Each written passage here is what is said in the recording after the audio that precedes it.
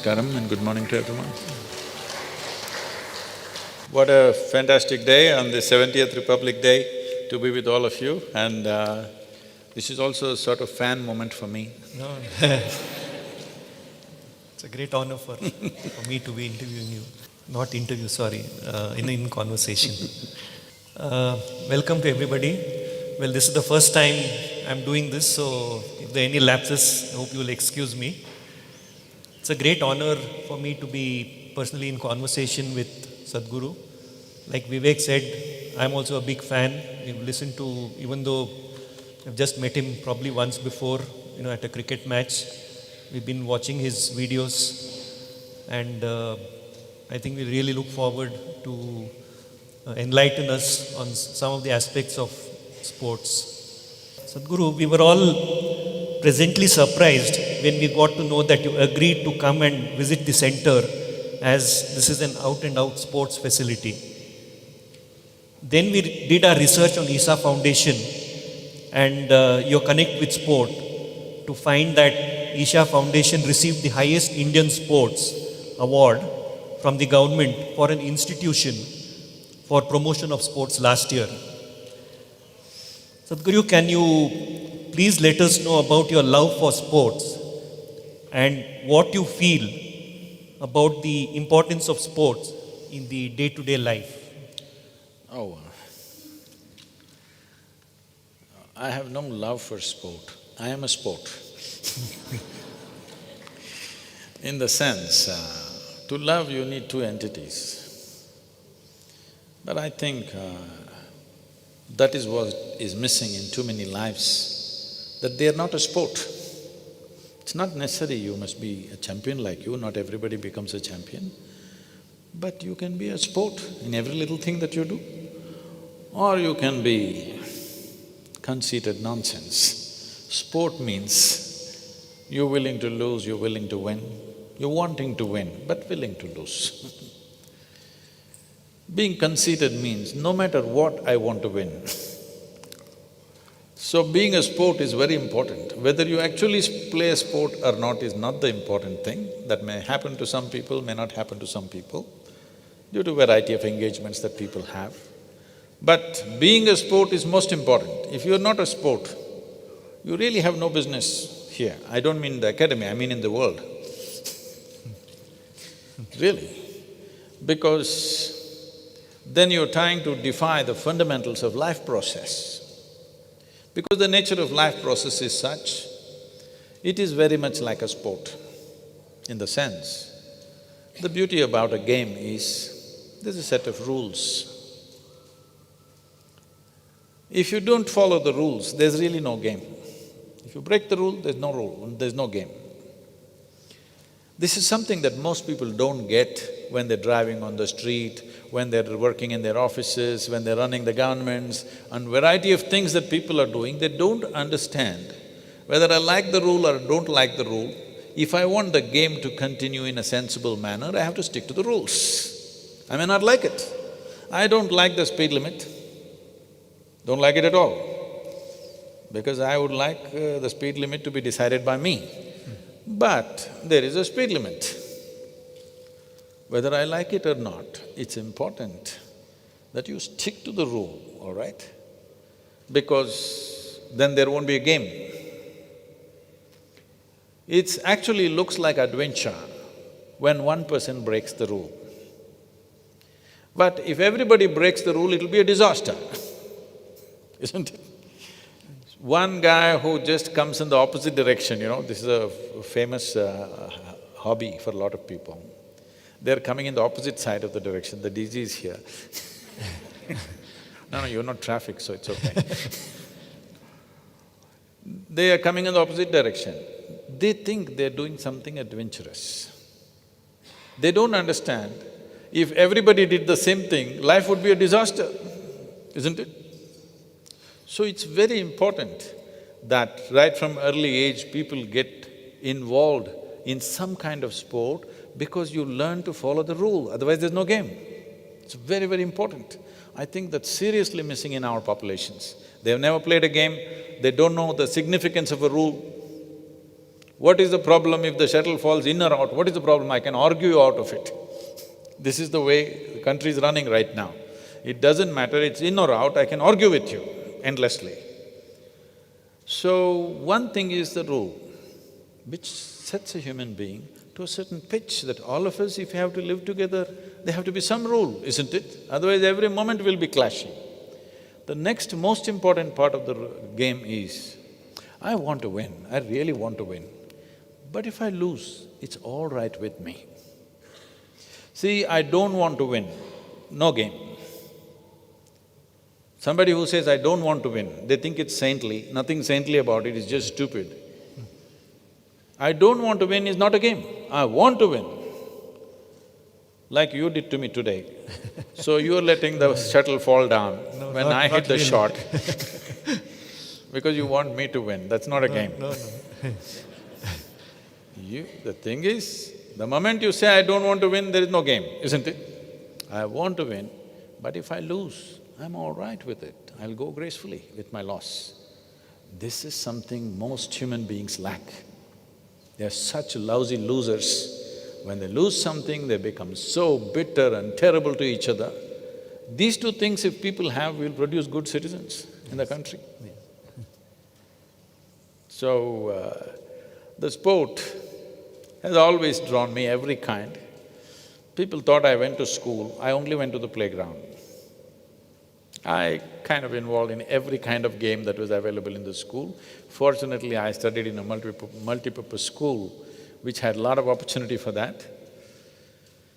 But later on, I got too much involved in trekking and motorcycling and hang gliding, so I dropped this other sport, which took me away from the, field kind of sports. But I've been playing off and on with my schedule, it's very difficult to find time to play. But here and there I'm hitting a ball and after too many injuries right through my body, all kinds of injuries, now the only game that's really left for me is golf. So I'm playing that off and on. I'm saying this because a lot of people have very cramped ideas about sport. It is not necessary. It's not even necessary for you to think you're going to be a champion. It's not about being a champion, it's about just playing well. Playing well does not mean playing as well as somebody. Playing well means to the fullest capacity that you're playing. Well, if nobody else is playing better than you will… even if you're a lousy player, if nobody else around you is playing better than you will become a great player in that crowd. But that's not the point. The point is, it is a way of stretching yourself to your limits, at least on the physical and mental space. If you don't do this in your life, you will become half a human being in some way. You do only what is within your comfort zone, you will not become a full-fledged human being. Somewhere you must go to a point where you would break, on the edge of the breaking point. If you don't go there, then you don't know what is life. Sport is the safest place to do that. You could go in a battlefield and do that, but you may get killed. Usually a battlefield is seen as the ultimate point to stretch yourself, but that could cost your life. Sport and sporting arena is a safe way of going into your battle, isn't it? Badminton racket doesn't kill anybody. Any sport, yes. Any sport for that matter. But it gives you that feeling of crossing your limits, but still there is no physical danger to you or to the other person. This is a significant platform for people to realize the limits of their own nature, because it's only when you play a game you understand how many problems you have within yourself. You understand? Most people don't know, when they go to the office like this and they come back, they don't know how many problems they have, how much of an issue they themselves are. When you play a game, all your issues will play up. So I think sport must be compulsory. Till 15 years of age, it must be compulsory. Every day a child must play, because otherwise we won't build good citizens in this country. Today is Republic Day, it's very important, because building a nation means building people. A great nation is not going to happen without creating great people. And playfulness and playing by the rule and wanting to win and losing gracefully, these are ingredients which makes a great citizen. It's very, very important. Sadhguruji, from my own experience also, the other thing which sport, has taught me is, to learn gracefully and to, when you lose, you always learn something, and that you can always apply in your, in your everyday life, as a student, as a corporate. So I think sport also teaches one to accept defeat gracefully, because in life, you cannot win every time. You sometimes, have to face defeats. So if you have played a sport, I think it teaches you, how to accept defeat gracefully. Putting your head down, not in shame, but in humility. Yes. It's very important. We all feel that if we had more such facilities in the country, we would firstly not have to build more hospitals in our country, as we would become a healthier nation, and also a center like this will help our country with more medals at the international arenas. What is your impression about the facility, and how will this benefit the sport community and the youngsters in general? Well, I've seen certain sports facilities in Russia, in Europe, and of course in United States. But in India, this is the best one I've ever seen.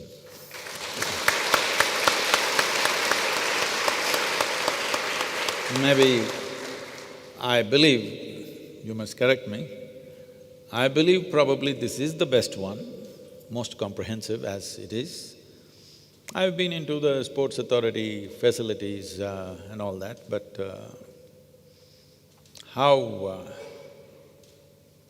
not to make any commentary on anybody, but it's run in a certain way. If you want a sports facility or anything for that matter, as far as I'm concerned, whether it's education or spiritual process or politics or sports, there must be an air of commitment.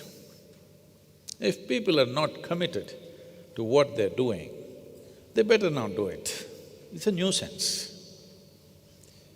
Anybody who's doing anything without involvement, it's actually a nuisance. We can do without that activity. And I would take it further, I'm sure you'll agree with me, because nobody, either in the arena of sport, music, art, spiritual process, business or anything, nobody has gotten to any significant space without being devoted to it. When I use the word devotion, people think we are talking about a temple or a church or a mosque. No. In every area of life, if there is no devotion, you will do only mediocre things. You will not do something significant. Whatever it may be, without being devoted, you will not produce anything significant. I feel that is one thing that is lacking in most spaces, casually run places. It is not aimed towards significance or excellence, as you call your thing as excellence, right? Okay, Center for Excellence. Excellence will not even be approached because mediocre things will happen when there's no devotion to what we're doing. Devotion means a single-minded focus. Devotion means we are willing to do the same thing without any damn reward in our life. We are not doing a transaction. We're doing something because we see that it's significant. This is always happening, I'm sure you will also face it, maybe not so much here, but we are a large organization fully run by the volunteers. Volunteers means, unlike you have all the expert coaches, volunteers means nobody's trained for the job. Everybody's trying to do their best. So every other day somebody will be coming up to me and saying, Sadhguru, I can't work with this person, he's so terrible, I can't bear this. I tell them, see, in this world, there are only these kind of people, like this, like this, like this, like this. This is the kind of people there are in this world. If you think what you're doing is very significant, you must work with these people. If you think you want to only work with ideal people, you must go to heaven and today, because you are not fit to be on this planet. Yes, you must go.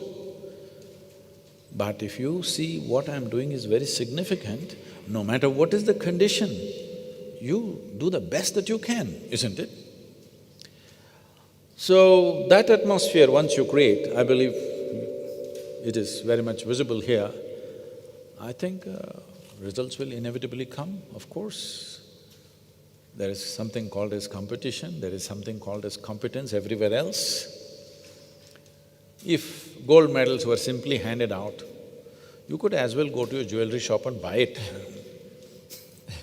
Only because it's very hard to attain, it's valuable, isn't it? So it's not that tomorrow morning this center will be hanging gold medals all over the place, that would be meaningless gold medals. But striving for it, being devoted to it is most important. Results will inevitably come somewhere. This is an important thing that people have forgotten. We have taken to this Western mentality that we have become goal-oriented. I want to get this or this or this. No, being devoted to the process is the most important thing. In yoga we say, if you have one eye on the goal, you have only one eye to find your way, which is inefficient. You use everything you have to find your way, you will get somewhere. Depending on your strength, intelligence, capability, you will get some distance, wherever that is. But everything that you can do, you will do. In our lives, if we do not do what we cannot do, there's no issue. But in our lives, if we do not do what we can do, we're a disastrous life. If this has to be avoided, the most important thing is we are not looking at what will happen in the end. We are very dedicated and devoted to what we are doing now. If this one thing, if we inculcate in our youth, well, they will get somewhere, nobody can stop them. Isha Foundation talks about inner science and inner engineering for a human being. And in the sports world, we find sports science has now become even more relevant for enhancing the performance and results of the athletes. The Western world, of course, is far ahead of India in sports science. Sadhguru, how do you see the similarity between inner engineering and sports science? The similarity, the fundamental similarity is, both are trying to enhance an individual human being. Say, let's say a political rally happens on the street. There the focus is not on the individual, the crowd will do something. You cannot transform a crowd, you can only transform an individual human being. If all these individual human beings are transformed, then there is a big assembly of people who are transformed or enhanced. Transformation, change of competence and experience can only happen on the individual level. Or in other words, building a nation or building a better world means building better human beings at the individual level. If this individual and that individual and that individual in some way do not enhance themselves, there is no way this society will enhance itself, isn't it? This focus has been missing, both with whatever you call as sports science or inner engineering, the focus is on the individual. Because in sports you have realized without enhancing the individual, just enhancing the facility is not going to happen. The facility is created to enhance individuals. I'm sure, though at an early age you may focus on a group, after that it anyway becomes very, very individual, otherwise individual enhancement doesn't happen, there is no enhancement of the general atmosphere. So by shouting a slogan, people think they can enhance the country, that won't happen. In that sense, this sports science and inner engineering are very, very similar. If we want to look at the difference, the sports science is looking for a certain level of performance. Inner engineering is not looking for a certain result. We don't want to decide the result. We just want to engineer a human being to in the best possible way. We don't know what they will do. Maybe they will do something that we have never imagined possible. Because my blessing to everybody is, may your dreams not come true.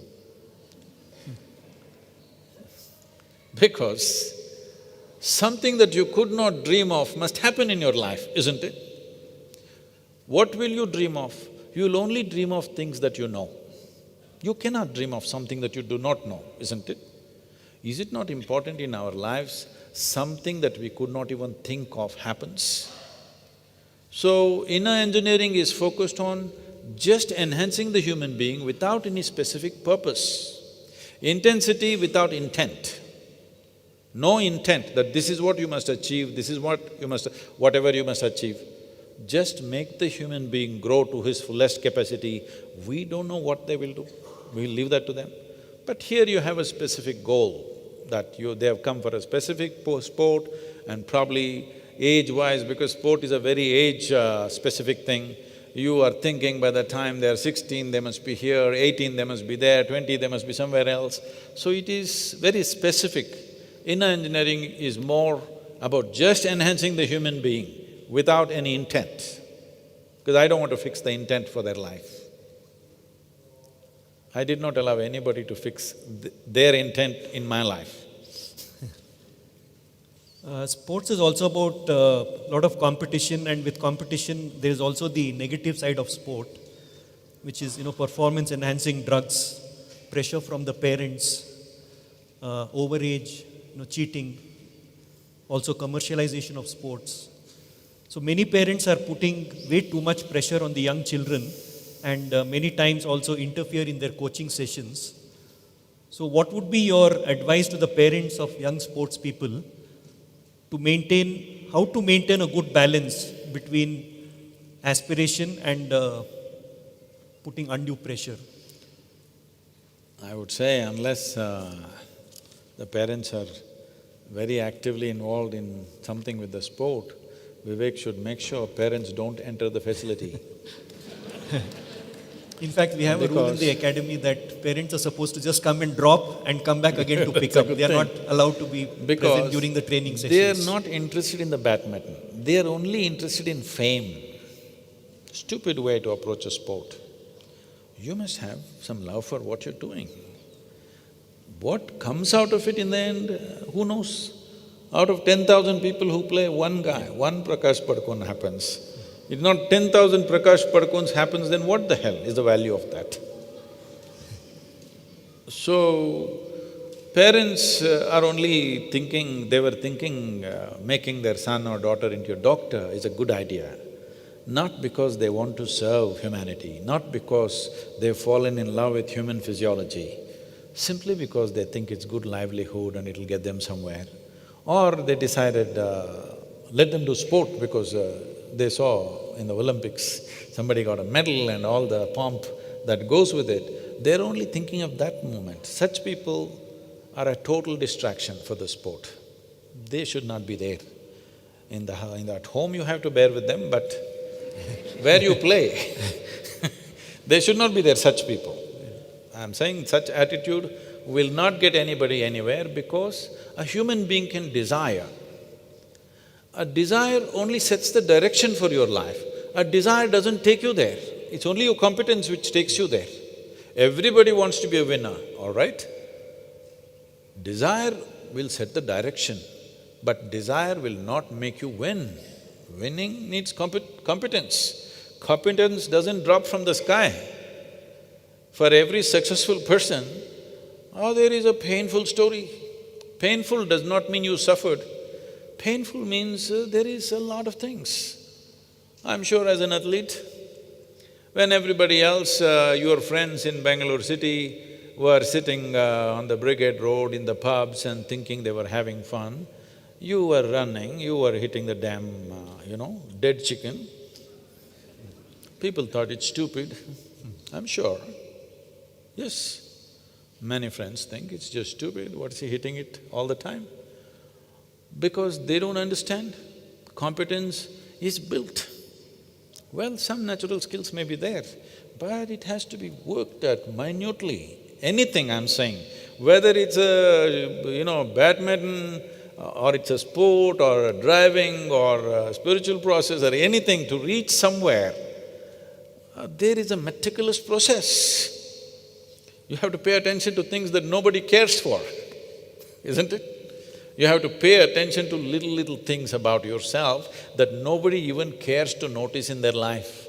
They think if they put on makeup, they're looking nice.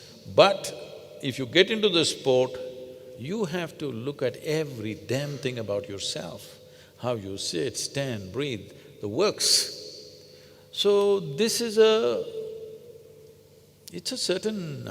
I'm saying you have to spend your life. In some way, you have to give up a part of your life to excel in something, otherwise it doesn't happen. So that part has to come into it. If parents are like that, it's fantastic. But what I have seen with lots of them is, will my 6-year-old boy, they bring and say, will he win Olympic gold? So in what do you want him to win? Anything. Anything, yeah, some Olympic gold, so just go and buy it somewhere. So, they're not interested in the process, they're only interested in the result. Such people should not be allowed into the academy, whether they are parents or onlookers or whoever. People who are thinking about only the end game and not the game, these are match fixers ultimately. So about commerce, see, commerce is a good thing. Without commercial involvement, sport will not grow. That we have come to this thing, because only those nations which were socialist and communist nations at one time, they managed to push sport without commerce. But those times are over. Now it can only grow with commercial involvement, without that it will not happen. But where to stop commerce? Where it should be a mixture of commerce and sport, where it should be pure sport, that is a call people like you must take. If you don't take that call, they will invade everything. To find the right balance between sport Yes, and commerce. that only dedicated sportsperson should decide where is that stop for them. Beyond this, commerce doesn't enter. Otherwise, they will commercialize everything and destroy the sport. But without commerce, without the support of commerce, sport will not go very far in the world today. Vivek keeps telling me that this project has come about mainly through power of intention. And similarly, looking back at my career, I feel whatever I achieved was through my willpower to succeed, under all circumstances and challenges. You How? didn't have a… you Pardon? didn't have a facility like this. Pardon? You didn't have a facility like this. No, there was nothing. How important do you feel it's to have strong willpower or strong intentions to achieve something unique, and whether it is possible to develop or improve willpower, let's say, through yoga or through any other techniques? I would like to, because different people understand this word willpower or the term willpower in different ways. Well, the English occupiers taught us that where there is a will, there is a way. See, there are two ways to do things. You can do everything hard, or you can do it joyfully.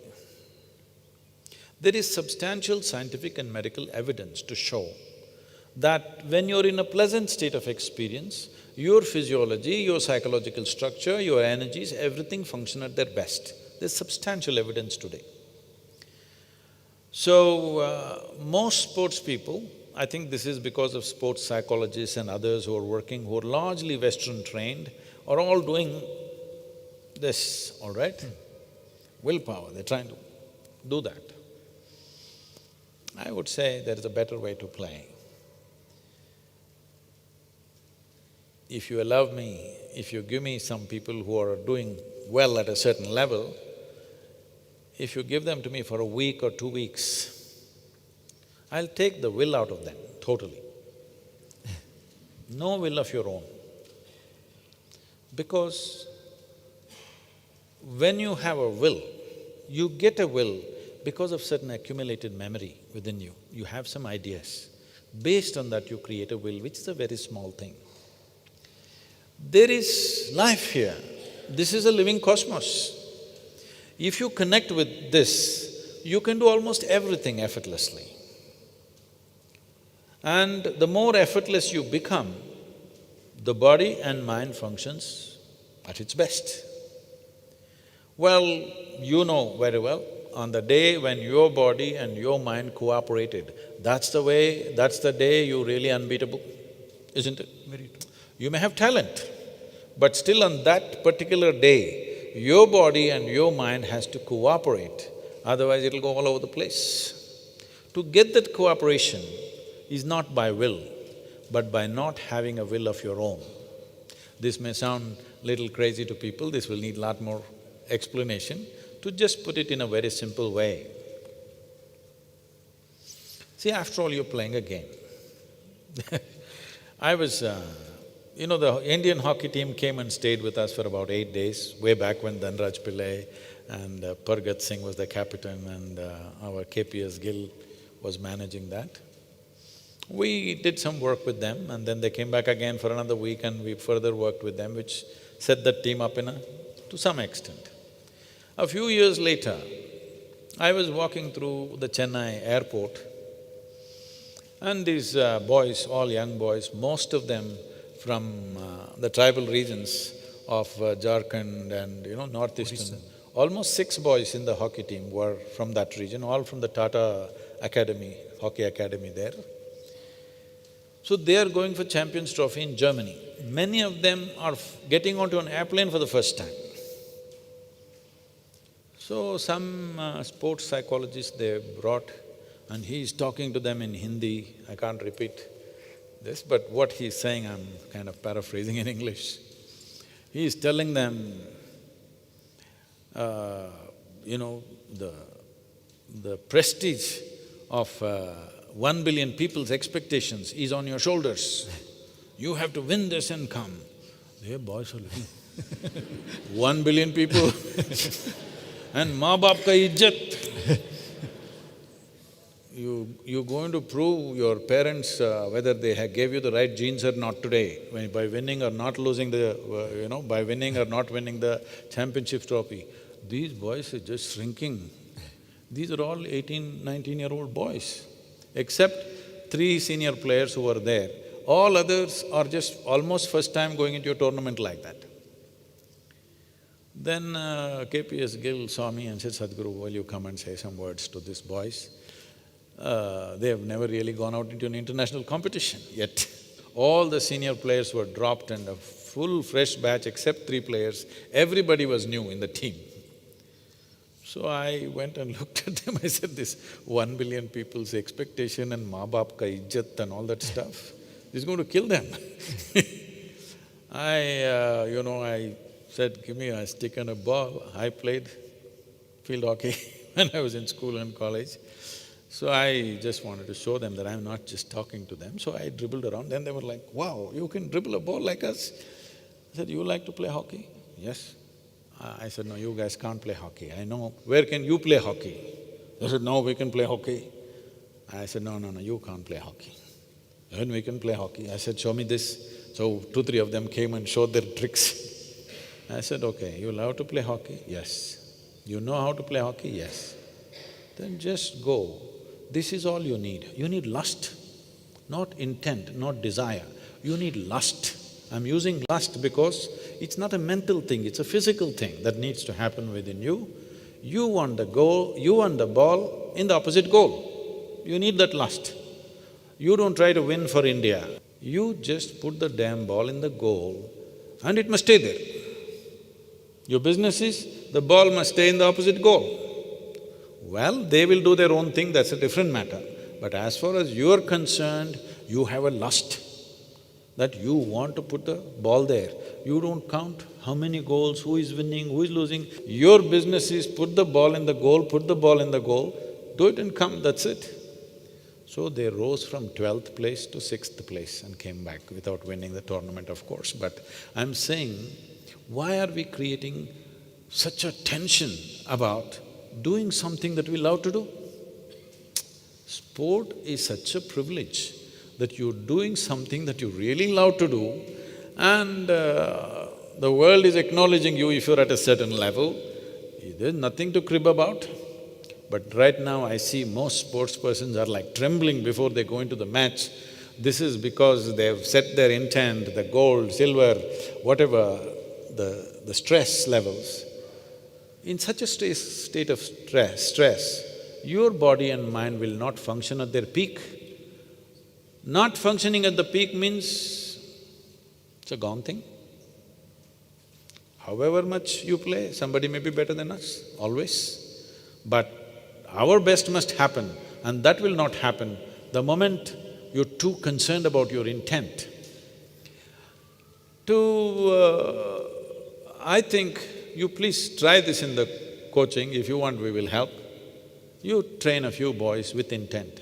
You train a few others, boys and girls, whatever, without intent, no intent. I don't want to go to Olympics, I don't want to do anything, I just want to play well. I just want to hit the damn thing well, that's all. You will see they will play way better. Not bothering about whether I'm winning or losing, just hitting it well, because ultimately that's all it is. So sport should relax, because in relaxation, see, this is the problem with people. If you say relax, people become lax. If you say intense, they become tense. To be relaxed and intense, if you bring this quality, you will see sport will take to a different level altogether. Is it possible to develop this if somebody doesn't have… Oh yes, of course. There is a whole system how to get there. By changing the chemistry, by not simply pep-talking them, but by changing the chemistry. See, this is the most complex and sophisticated chemical factory on the planet, isn't it? And all human experience has a chemical basis to it. What you call as stress, what you call as anxiety, what you call as misery, suffering, tension, all of it has a certain chemistry. What you call as peacefulness, tranquility, joy, blissfulness, ecstasy, all of them also have a chemistry. So, such a fantastic chemical factory, only problem is you're a lousy manager. If you were managing this well, if you kept this blissful every moment, everything that you do, you will do it to the best that you can do. You may not do it as well as somebody, that's another matter. But you will do the best that you can do. Just because I desire, I want to play better than you, will I play better than you? No. I can play to the best that I can play and stretch myself a little bit. But why should I be looking at you how you are playing? Because I can't play like you. The best I can do must happen. Well, technique, training, those things are there, but most important thing is your body and your brain should cooperate. Right now, you yourself are an issue. How do you handle the outside issues? The opponent is outside issue. How do you deal with that guy when you yourself are an issue? In your life, one thing that you must create, everybody, whether you are in sport or not, is you are never the issue. Hello? This you must do. Today is Republic Day. You know? That means I am never the issue in my life. Other issues come. If I am never the issue, I will dare to confront 1,000 different issues voluntarily. If I myself am an issue, I will avoid all the issues in the world, isn't it? Yeah. So a sports person especially, because everywhere it matters, but in the sports arena it shows immediately. Little off in your mind, it'll go all over the place. You see people playing, where I was… I was at the Augusta Masters last year. I wanted to see Tiger Woods play. All the younger people teed off. Tiger Woods with the back injury and all that, he's come back. He teed off. He had the longest drive compared to the young people who are almost 12 years younger to him. Then he takes the second shot, 172-yard shot. He lands just 3 feet away from the hole. Then he comes and goofs the putt. After that, he's finished. Every ball he hits, it's in the jungle. He just lost his cool. Nobody in the world has to teach Tiger Woods how to play golf. He's a phenomenon, all right? But he's just in the jungle every time because he's still fretting and fuming and cursing that putt. Which he missed.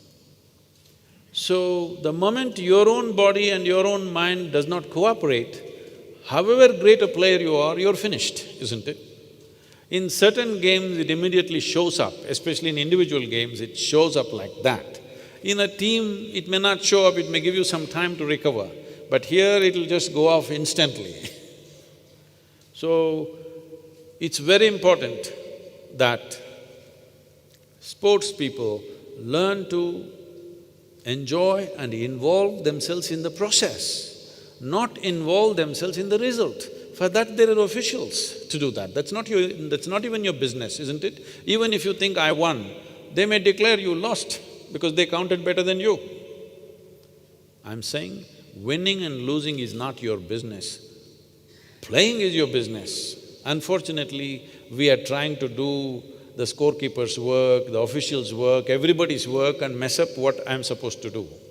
So I think training young sports people just for this, involvement with the game. We must understand with any aspect of life, where there is no involvement, there is no life. When there is an intent, your involvement is compromised because you are standing on the podium when you're supposed to be hitting the shuttle. Wrong place. My last question related to sport. Can you please advise the young children and parents on the possible balance to be maintained between playtime, education and gadgets and the social media? I notice that… Are there parents from your academy? Pardon? Are there parents here? Oh, Yes. I'm sorry, I said something very bad. But they are in a minority, I think. How to find the right balance between even people who are, doing well at the, at the highest level, sometimes, they tend to get carried away with social media and, so how to find the right balance? Because we didn't have these issues when we were playing, so we could be very focused. It's a big distraction these days. No, even then there were distractions. There were no girls in your neighborhood. No, more distractions now.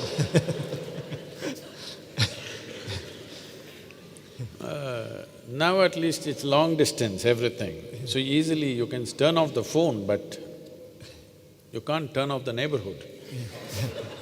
These days they don't even know who is in the neighborhood, which is an advantage. Now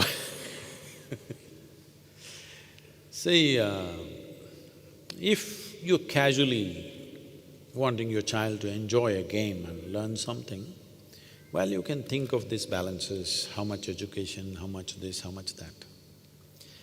But if your child is showing some promise and above all, love for the game and going all out, I think you must turn off your education and every other damn thing. You have a very wrong idea of what's education. I want you to understand this, that in the next 5 to 15 years' time, the kind of education that you went through and your children are going through will be absolutely meaningless. Because learning and scholarship will be meaningless simply because a simple gadget will know more than you can ever know in your life. Even today, don't you find your Google lady is far more informed than you? Hello?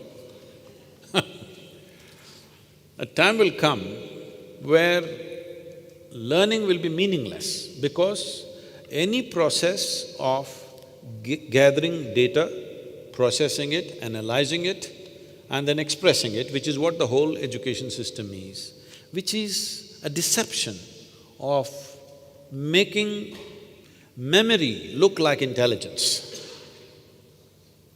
Most people, they have only memory, not much intelligence. But they're posing their memory as intelligence. So if you… how many GB are you?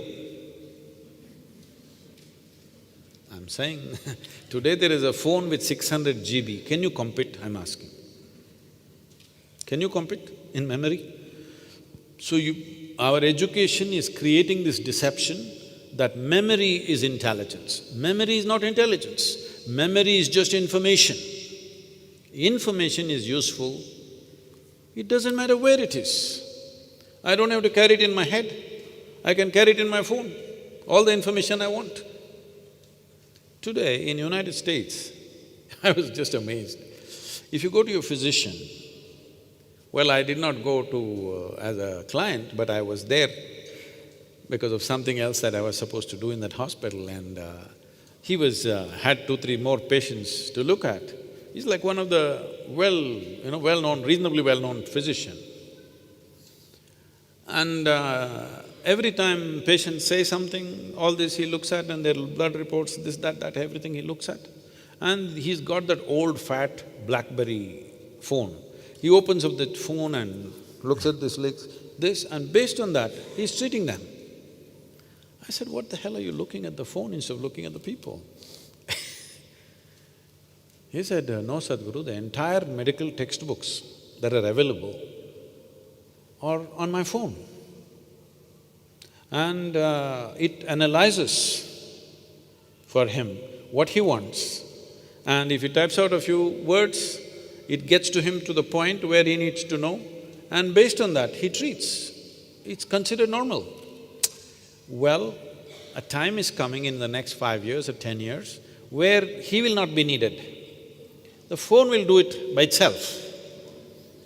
Machine learning and artificial intelligence is just a step away.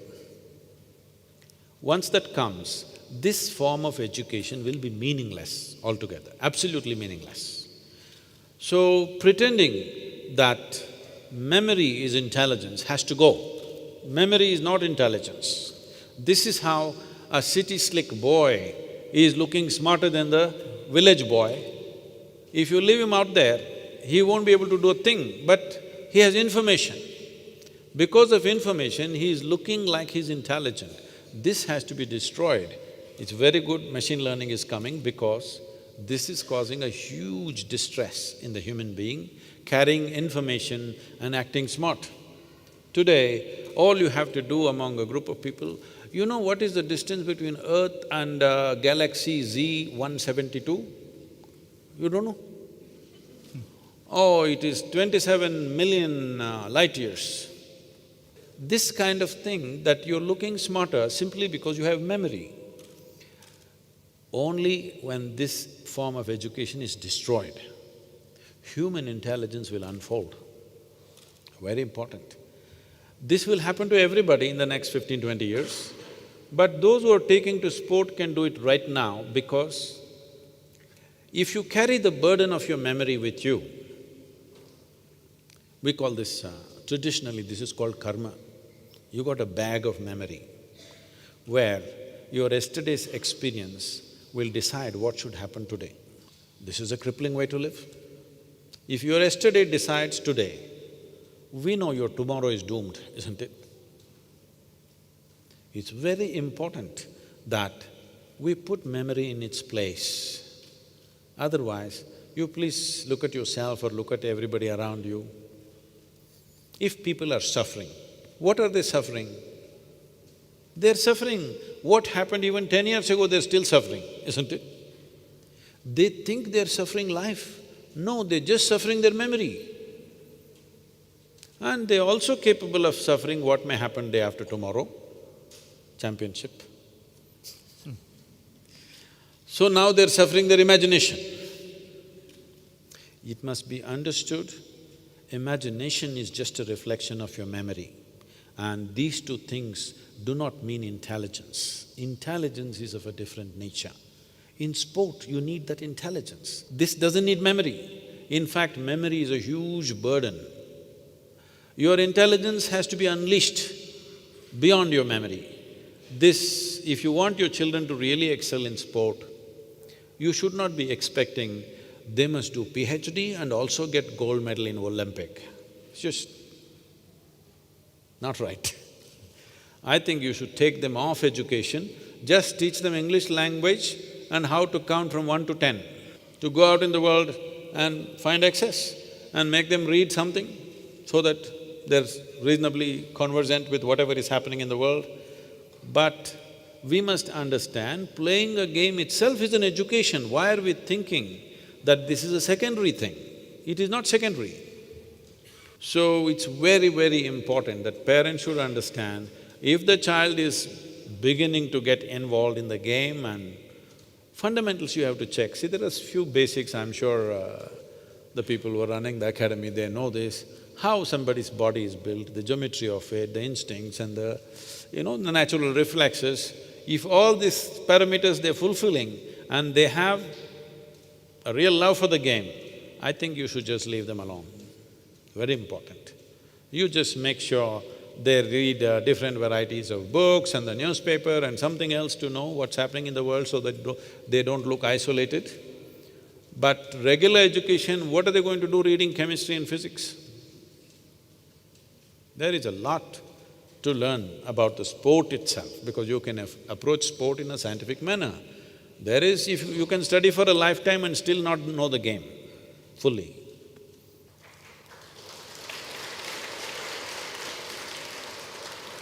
You've started many important initiatives and awareness programs in our country, like we saw in the video, river linking projects, projects related to rural education and farming, environmental issues. But do you think we are missing the basics in our education program? You just touched upon this briefly. We are teaching children history, maths and other subjects, but basic life skills like even breathing, yoga, health, fitness, learning how to build relationships, these are not included in the syllabus. How important do you think to include this in our education system? See, that possibility is coming now. We must understand when India got its independence in 1947, the average life expectancy of an Indian was 28 years. When average life expectancy is 28, you can imagine what kind of survival instincts we have, very desperate survival instincts. So it's taken us 50-60 years to slowly work ourselves out of that. The improvement in economic conditions, though we have learned to complain about everything, from what it was to what it is today, phenomenal improvements have happened. Well, still a lot needs to happen, that's a different matter. But if you don't look at what's been done, you don't have the impetus to do better, isn't it? So we have done well for a population that we have, the way we were left resourceless, the way we were left dismembered, cutting off all our trade routes. See, India has been the greatest trading nation on the planet. Over 33% of world's economy was India 250 years ago. But the trade mainly happened through the land routes, going to Arabia, Europe, Eastern, Central Asia, and this side to the other Asian countries. Both sides we cut off all the trade routes. It's almost like cutting off two wings and expecting the bird to fly. We said, we'll cut off both the wings and let it fly. I don't know whose genius it was anyway. I mean, it's a historical postmortem, so I don't want to go into it. So, but this is the condition we were left in, without an economic structure, without any kind of system, really. People are trying to convince us, no, the British left you railway system. You should have seen those railways in 1950s. They were a different matter, okay? Today, Indian Railways has built itself up, though it may come half an hour late. It has built itself up to one of the greatest systems on the planet, really. We have one of the greatest railway systems in the world.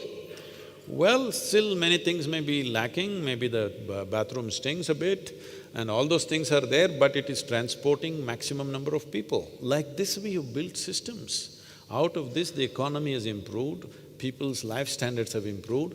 Above all, life expectancy average has today is 66, from 28 to 66. That is really brought us to a place where we can cool our survival instincts a little bit and play a game. This is what you're seeing in the form of the new parents who are here, which my parents wouldn't think of. My father would be terrified if you tell him, Saturday afternoon we want to play a cricket match, he's terrified. Oh, examination is coming, you're not studying, this happening, that happening, how will you make a living? That anxiety has come down because of the economic condition. Otherwise, they feared so much if your children did not study well, they're straight on the street. There were no other in-between opportunity. So that fear, I think, has come down, except in a certain, lower middle class where still that fear is there. In others, that fear has come to rest and people can invest their children in something that they love to do rather than whatever. Which, which would have never happened to me, but I did my own thing, that's a different matter. I took my daughter off education at the age of 15. She finished her 10th class, I said, enough of this. She said, I like to dance and in the school she's doing a weekly 3 days taktai. I said, this taktai is not going to get you anywhere. If you really want to dance, just get off the school and get into your full-time dance school. So last 14 years, all she's done is just dance, dance, dance. And this has made her into a wonderful human being. Well, her stature also in the society is growing, she's being recognized. Whether she's recognized or not also, I don't care. I only told her one thing, do whatever the hell you want, but you must do it well. That's all I care. I don't care what you do. This is important. Now, we have economic conditions in the country. At least for those of you, if you are sitting here, that means you reasonably made it in your life, okay? You're not in that condition, you're worrying for food tomorrow morning. When you reach that stage, your children must do something that you could not imagine that you will do. So sport is one of those things and the scope for sport in India is expanding. Just 20 years ago or even 15 years ago, if at all, if your child wants to get into cricket, for example, which is the national religion, not a sport anymore even there, only 11 players could play.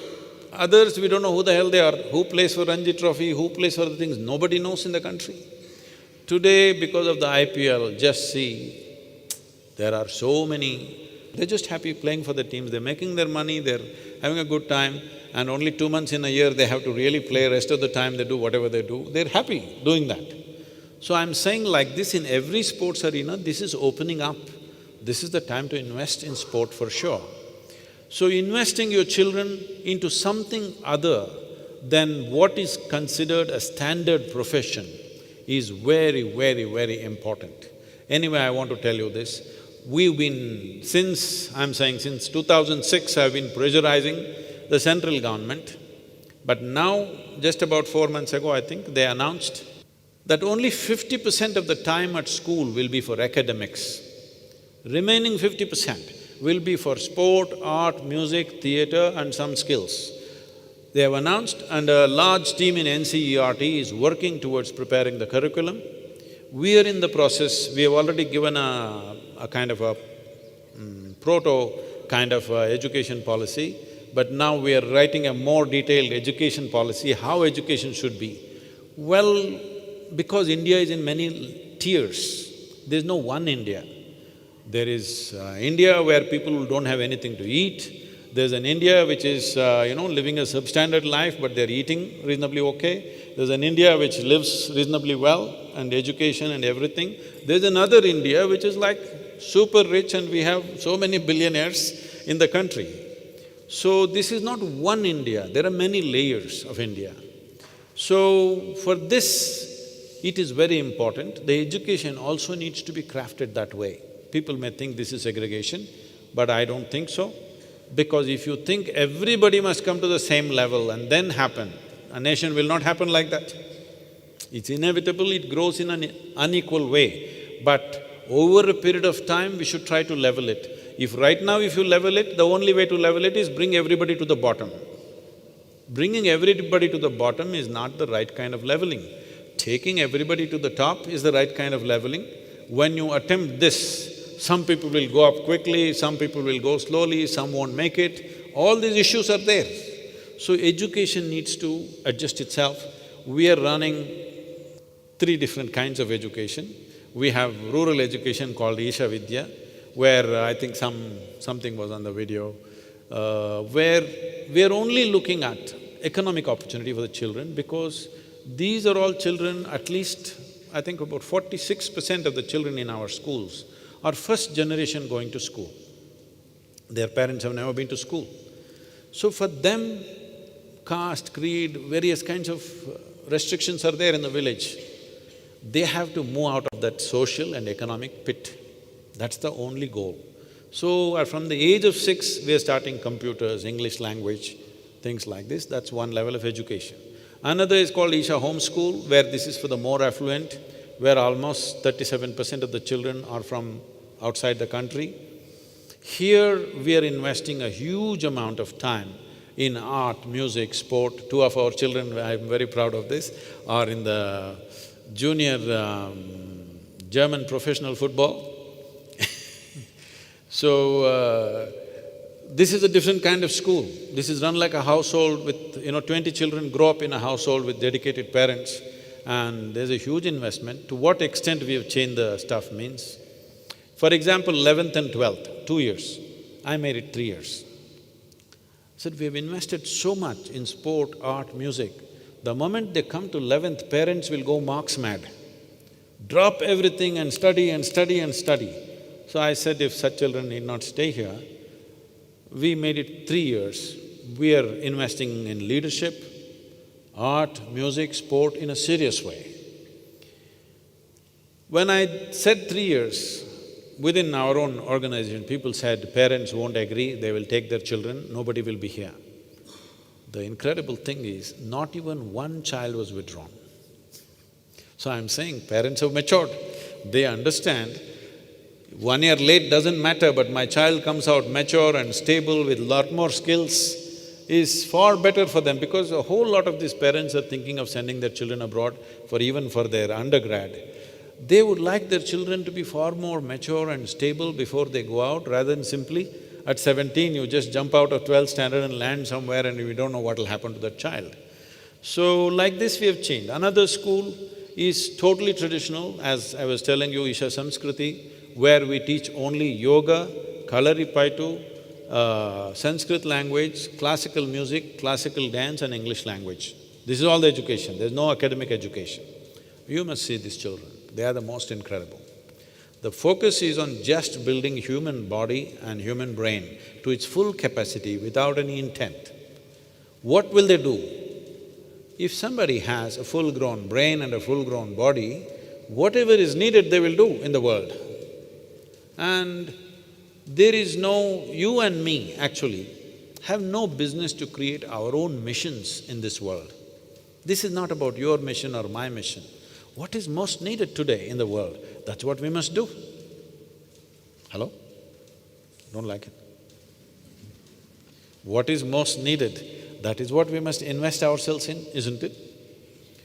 So for this, what is needed is full-grown human beings who have no fanciful ideas of what I want to do. Because what will you want to do? What little things you… I remember when at the age of 10, 12, when I watched all the American cowboy movies, I wanted to become a cowboy, all right? Later on, I wanted to badly become a truck driver. Really, I was so inspired by the trucks. When they roared, my life, my heart went away for them. I thought I will become a truck driver. So, should all those things happen in your life? No, it's all right to play with those things for 2 years and leave them. So I'm saying your dream should not be fulfilled. Something that you could not dream must happen in your life. For this, you must invest in the enhancement of this life, not thinking, what will I do with it? If this is enhanced, you will do whatever. Whatever comes your way, you will do it well, and that's important.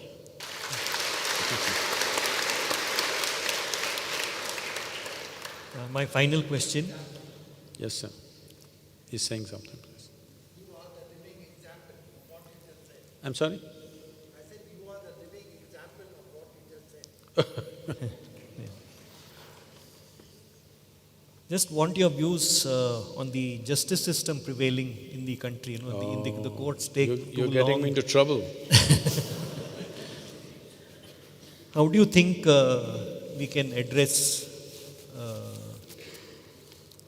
this issue of, taking too much time? Is there anything you suggest? I'm So saying, that the common man… as a generation, we must be ready for a little bit of injustice. Yes, I'm saying this very consciously. Because if you don't clear the backlog, it's never going to be fixed, all right? If we want to clear the backlog, we have to set some timeline. If it's a property dispute, in the next 1 month it must be fixed. Somebody has committed a murder, at least in the next 1 year it must be fixed. It's a business deal, in the next 2 months it must be fixed. You must fix a timeline and go for it. Some injustice will happen, obviously, but a great justice will happen for future generations. Right now, people take you to the court not for justice, just to make sure you're entangled forever. If I take you to the court, don't think I need justice. I want your life messed up. That's why I'm taking you to the court. Yes. If I really want to trouble you, file 3 cases on you. It's up to you to come out in the next 25 years. Well, we are facing this all the time. All kinds of bizarre cases, somebody will file. Then you have to hire a lawyer and go and do. There is really nothing.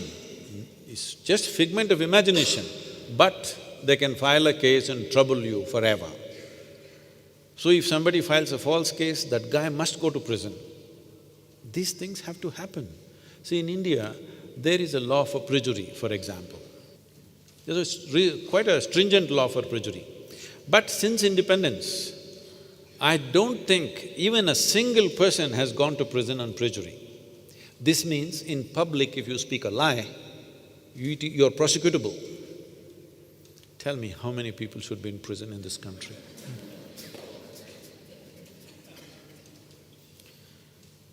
If you did enforce that law, would you see definitely more responsibility in public life? Is it not needed? Just anybody can say anything, it's shocking. Anybody can say anything, unbelievable. See, it is not that they're exaggerating something a little bit. Just they're completely making up and saying things, and they're surviving in public life. So is it not important if you say something like this, within 15 days it's settled, you're in or you're out, one of these things must happen to them. So if you do hasten the judiciary, then some injustice will happen. The problem is we will debate this injustice endlessly. I'm saying, if you want some solutions, you must be willing for some injustice. Somebody has committed a rape or a murder, that's a different thing, you deal with it differently. Now you and me have a little dispute with this property. I think this 2 inches of this chair belongs to me, you think 4 inches of my chair belongs to you. This is property, all right?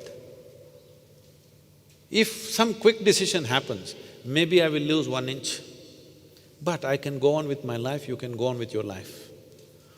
The injustice is both of us cannot go on with our damn life and these inches are never settled.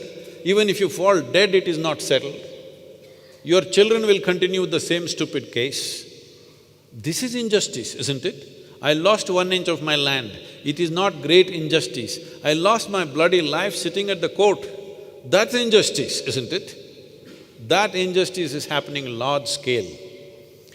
I think it needs a serious overhaul, except for those cases which are, as I said, rape, murder, treason, whatever, those kind of things, you leave very serious ones. For all others, responsible citizens in the country should be set up as jury.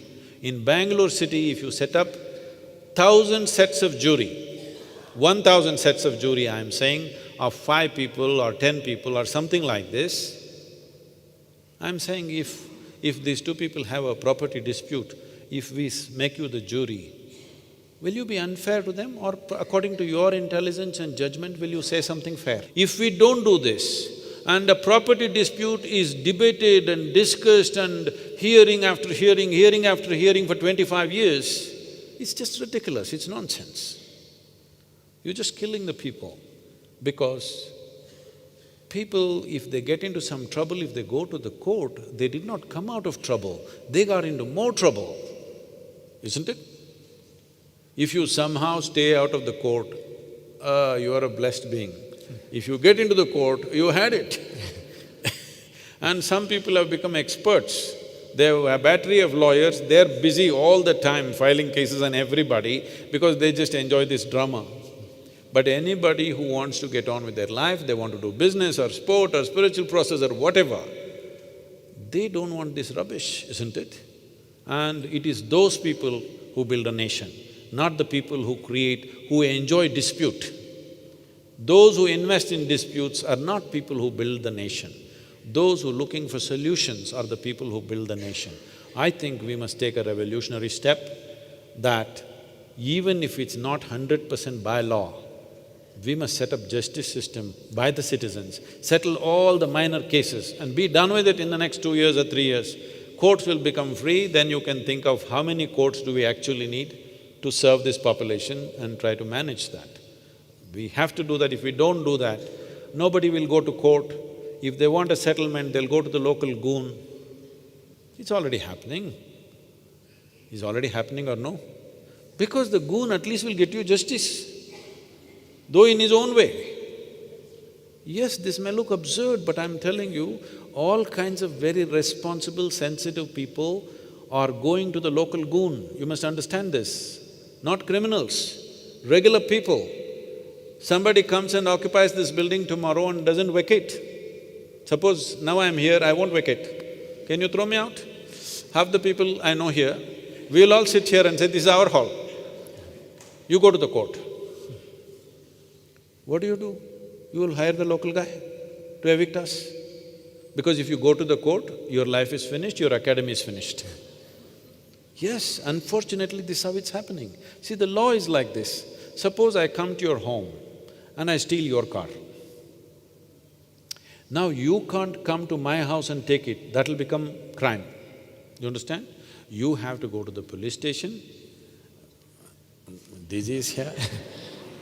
That is not a very nice experience. And then you will have to find a lawyer, file a case. I will be using your car till then. But this will go on for at least 6 to 8 years. By then, I'll give back the car if you want. So, this is not justice. By any standards, this is not justice. I know I'm going to get into a lot of trouble with this. It's okay. Thank you, Thank you, Sadhguru. It's been a great honor and a privilege to be I have in decided, I have conversation. reached a stage in my life Learned a lot more. where I'm going to speak about all the most troublesome aspects of this country and get into a lot of trouble because I got nothing to lose, nothing to gain. Let me at least speak something which may not initiate action now, but at least in future, this will become action. Thank you. Thank you very much, and it's a great privilege to be here, and I'm sure this place will breed many great sportspersons in future. Above all, under the tutelage of Prakash and Vivek and so many other dedicated people who are here. Well, in many ways, I don't like to use these words, but in many ways, Prakash has been the seed of badminton in India when most people had not heard the word badminton. Or you still call it badminton or shuttle? No, it's badminton. Badminton. In the 60s when I was playing, it was called You were shuttle calling it badminton. shuttle, that's what I'm saying. So, badminton was with the yellow ball. Yes. This was shuttle for It was us. called ball badminton. Yeah, ball badminton. So, when most people had not heard the word badminton, suddenly it dawned on everybody, there is a game like that, there's an Indian person doing fantastic on that one, and since then, we know the level of interest the game has drawn, and today, at least there are half a dozen Indians who are at the highest level, at least six, yes, isn't yes. it? At least 6, 7 of them. At least half a dozen who are at the highest level in the world, both men and women. It's truly fantastic. In many ways, you have been the seed for that. We Thank you very so much much. appreciate that, and it's fantastic. Thank you.